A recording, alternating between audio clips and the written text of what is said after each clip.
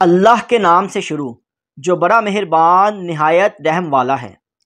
جو چیز آسمانوں میں ہے اور جو چیز زمین میں ہے سب اللہ کی تسبیح بیان کرتی ہے۔ اسی کی سچی بادشاہی ہے اور اسی کی تعریف ہے اور وہ ہر چیز پر قادر ہے۔ وہی تو ہے جس نے تم کو پیدا کیا، پھر کوئی تم میں سے کافر ہے اور کوئی مومن، اور جو کچھ تم کرتے ہو اللہ اس کو دیکھتا ہے۔ اسی نے آسمانوں اور زمین کو حکمت کے ساتھ پیدا کیا اور اسی نے تمہاری صورتیں بنائیں اور صورتیں بھی اچھی بنائیں، اور اسی کی طرف تم کو لوٹ کر جانا ہے۔ جو کچھ آسمانوں اور زمین میں ہے وہ سب جانتا ہے، اور جو کچھ تم چھپا کر کرتے ہو اور جو کھلم کھلا کرتے ہو وہ اس سے بھی آگاہ ہے، اور اللہ دلوں کے بھیدوں تک سے واقف ہے۔ کیا تم کو ان لوگوں کے حال کی خبر نہیں پہنچی جو پہلے کافر ہوئے تھے؟ تو انہوں نے اپنے کرتوت کی سزا کا مزہ چکھ لیا، اور ابھی دکھ دینے والا عذاب اور ہونا ہے۔ یہ اس لیے کہ ان کے پاس پیغمبر کھلی نشانیاں لے کر آتے تو وہ کہتے کہ کیا ایک بشر ہمیں ہدایت کرے گا؟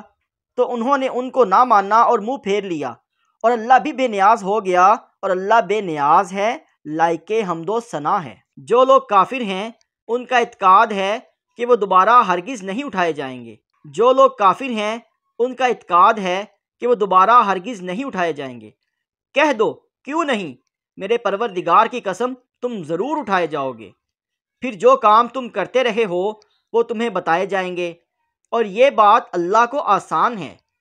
تو اللہ پر اور اس کے رسول پر اور اس نور یعنی قرآن پر جو ہم نے نازل فرمایا ہے ایمان لاؤ، اور اللہ تمہارے سب اعمال سے خبردار ہے۔ جس دن وہ تم کو اکٹھا کرے گا یعنی حشر کے دن، وہ نقصان اٹھانے کا دن ہے، اور جو شخص اللہ پر ایمان لائے اور نیک عمل کرے وہ اس کی برائیاں دور کر دے گا اور جنت کے باغوں میں جن کے نیچے نہریں بہہ رہی ہیں داخل کرے گا۔ وہ ہمیشہ ہمیشہ ان میں رہیں گے، یہی بڑی کامیابی ہے۔ اور جنہوں نے کفر کیا اور ہماری آیتوں کو جھٹلایا وہی اہل دوزخ ہے، ہمیشہ اس میں رہیں گے، اور وہ بری جگہ ہے۔ کوئی مصیبت نازل نہیں ہوتی مگر اللہ کے حکم سے، اور جو شخص اللہ پر ایمان لاتا ہے وہ اس کے دل کو ہدایت دیتا ہے، اور اللہ ہر چیز سے باخبر ہے۔ اور اللہ کی اطاعت کرو اور اس کے رسول کی اطاعت کرو۔ پس اگر تم منہ پھیر لو گے تو ہمارے پیغمبر کے ذمے تو صرف پیغام کا کھول کھول کر پہنچا دینا ہے۔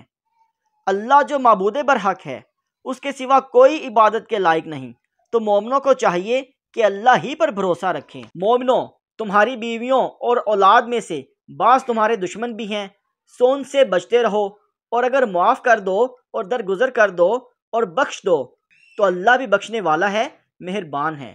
تمہارا مال اور تمہاری اولاد تو آزمائش ہے، اور اللہ کے ہاں بڑا اجر ہے۔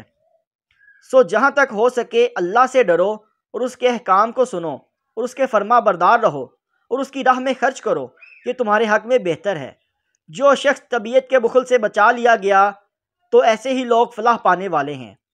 اگر تم اللہ کو نیک نیتی سے قرض دو گے تو وہ تم کو اس کا کئی گنا دے گا اور تمہارے گناہ بھی معاف کر دے گا، اور اللہ قدر شناس ہے، بردبار ہے، پوشیدہ اور ظاہر کا جاننے والا ہے، غالب ہے، حکمت والا ہے۔